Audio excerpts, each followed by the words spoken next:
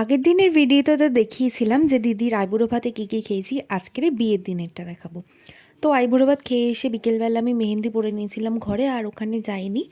তারপরে পরের দিনকারে ব্রেকফাস্ট করে রেডি হয়ে চলে গিয়েছিলাম গায়ে হলুদ দেখার জন্য। প্রায় হয়ে গেছিলো, আর তখন ফটোশ্যুট চলছিল।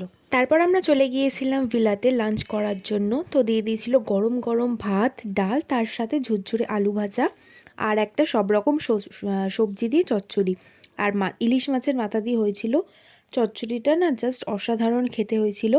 তার সাথে ছিল কাতলা মাছের কালিয়া, আমি একটা পেটির পিস নিয়ে নিয়েছিলাম।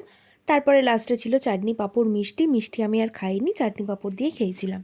তারপরে ভেবেছিলাম রেডি হয়ে তাড়াতাড়ি যাব, কারণ বিয়েটা দেখার ইচ্ছা ছিল, কিন্তু সেটা আর হয়নি, যেহেতু গোধূলি লগ্নে বিয়ে ছিল আর আমাদের যেতে যেতে অনেকটা রাত হয়ে গিয়েছিল।